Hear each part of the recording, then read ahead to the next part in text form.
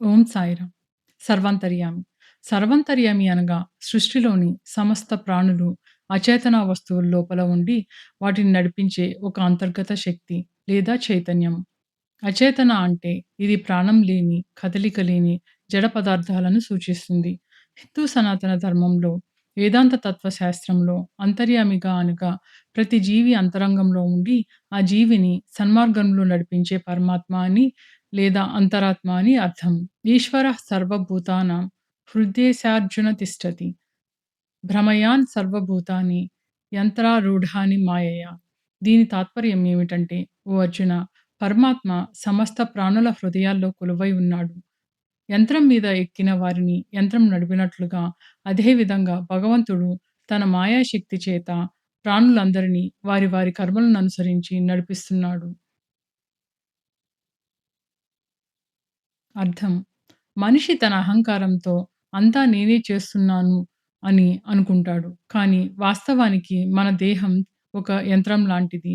అందరిలో అంతర్యామిగా ఉండి మన కర్మలను ఆధారం చేసుకొని ఆ దేహాన్ని నడిపించే చైతన్య శక్తి ఆ భగవంతుడే అని శ్రీకృష్ణుడు ఈ శ్లోకం ద్వారా అర్జునికి బోధించారు. వేదాలు, ఉపనిషత్తులు, భగవద్గీత వంటి గ్రంథాలలో దైవత్వాన్ని 3 ప్రధాన కోణాల్లో దర్శించవచ్చునని విశ్లేషించబడింది. భగవంతుడు సత్, చిత్, ఆనంద స్వరూపుడు. ఈ దైవత్వాన్ని సాధకులు వారి వారి పరిపక్వతను బట్టి 3 విధాలుగా గ్రహిస్తారు. సత్.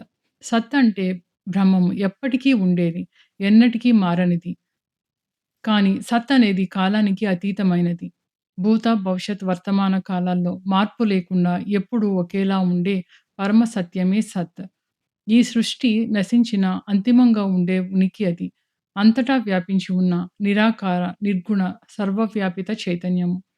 సర్వం బ్రహ్మమయమని గ్రహించటం ద్వారా సాధకుడు తనలోని శాశ్వతమైన బ్రహ్మతత్వాన్ని తెలుసుకుంటాడు. చిత్. ప్రతి జీవి హృదయంలో కొలువై ఉండి, కర్మలను సాక్షిగా గమనిస్తూ నియంత్రించే పరమాత్మ. ఈ అంతర్యామి జీవుని ఆలోచనలను, కర్మలను ప్రేరేపిస్తూ ఉంటాడు. జ్ఞానం లేదా ఎరుక. ప్రకృతి పురుషుడిగా ఉండి నడిపిస్తుంటాడు. మనల్ని మనం తెలుసుకునే స్వచ్ఛమైన ఎరుక ఇది.